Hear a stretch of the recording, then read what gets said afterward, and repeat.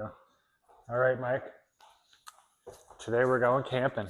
We're going camping? North, south? Sad camping. So I lied a little bit. We're not doing north-south retention yet. We're going to do outside camping, which is popular because of Gordon Ryan.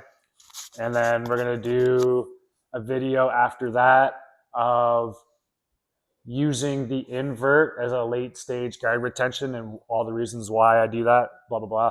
And then, and then we'll get to north-south retention, because north-south retention is basically a bunch of inversion guard recovery techniques. So basically, when we get to the north-south one, it'll be like how to stop the counters that they're going to throw at you while you do certain inversions, basically. But anyway, so let's get on with it. So if Mike's on bottom, I'll show you what outside the legs camping looks like. So if he's on his back in the open guard position, like we talked about before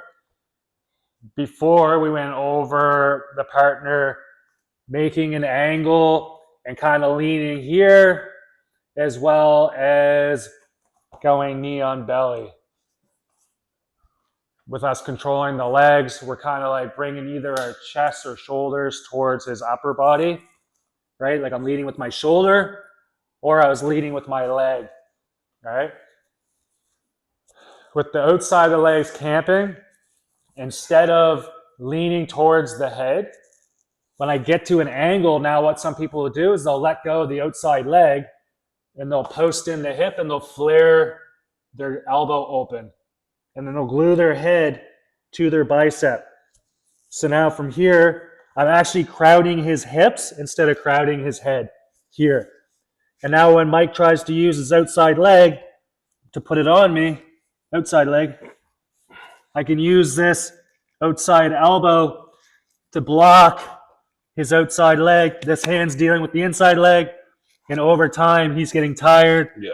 And then eventually, I can finish the pass. That's a good one. So it's called outside the legs camping. So I'm just camping there, making you tired. I'm in that jeopardy point where it's tiring for the person on bottom to just be there, right?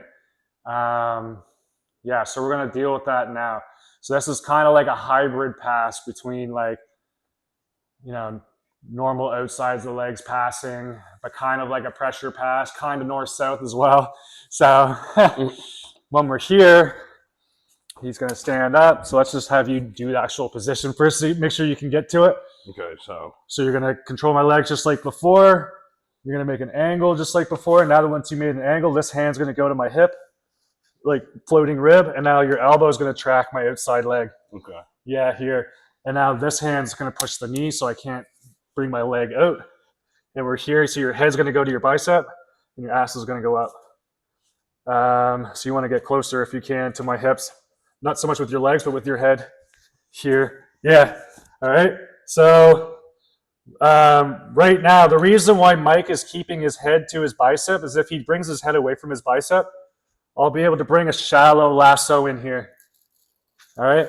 So if I ever get a shallow lasso in here, even if Mike puts his weight down on me, right, I can use this, push him away, and now I'll either get my foot to the bicep, or if he's blocking the bicep, I just spin to recover like we talked about in the last video. Feels so cool doing that. So we're here, makes an angle, he posts there. So immediately my first line of defense to this camping position is double shoulder frame, and I'm going to like almost do like a back roll. So just let go of my leg for a second. So when I just try and bring my foot to my hand here, I can do it fairly well, but I can increase my flexibility by rocking back. You see how much further I can go past my hand when I do that? So rocking back kind of helps me bring my foot in front easier. So when he gets here, boom, I'm immediately framing, and then boom, right here. So I can put my foot either on the side of his neck Yeah. or right on his collarbone or shoulder here, right? And now from here, I can also reinforce this by like posting my hand on my outside leg here. So now I have like a kickstand. So when he puts all his weight into this ain't nothing. And then now I can just push him away. Yeah. And then now we've recovered our feet. So this is like early, all right? So the second they post their hand in our hip, we're just gonna try and go over top, all right? If I can't go over top because he's keeping his head to his bicep here, or maybe he's flaring this elbow open, instead, I will go down and in here. And now I'll get a knee shield, right? Pulling my shorts off. And now from the knee shield, I can use my knee shield to push him away a little bit to recover. Or if he's putting a lot of weight in me and I can't recover it, again, I can spin and recover, right? Yeah, that's awesome. Feels like a turtle when you just like spin on its bit. All right, so we're here. I try and go over top. So really make sure I don't get this. Yeah, not so much push it down, but push it that way. Yeah, there you go. So now we're here. I can't get over top, so I go in, and now we're here. Now this hand can let go of his shoulder because I have my knee there, and now it's here, right? Now from here I can use this to recover my leg, or I like how you moved. I thought you pulled me forward. Apparently I'm a super heavyweight. I just move Mike around when I go to an invert. Although you might not have been expecting. I was also leaning. I was leaning very much forward there. All right. So we use the shallow lasso and the knee shield. All right. So next we're going to use the shallow lasso again, but we're going to do it slightly different.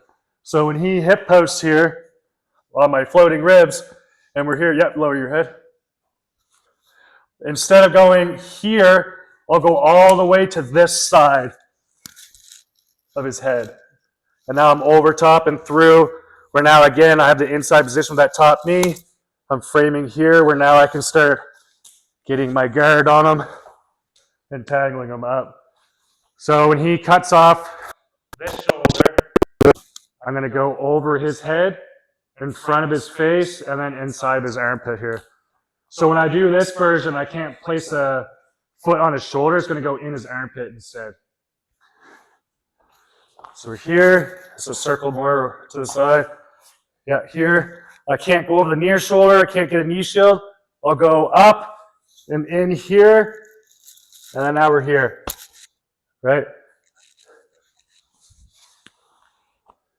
Okay? So these are all pretty early stage still. So if I can't do any of these things, just like we talked about before, with, yeah, so really have your ass up and your head down. Yeah, more in front of my hip here. No, this side, like over here. So if I can't do any of those things, then just like before, I'll grab the wrist and I'll do like an under pummel where I strip the grip off my leg.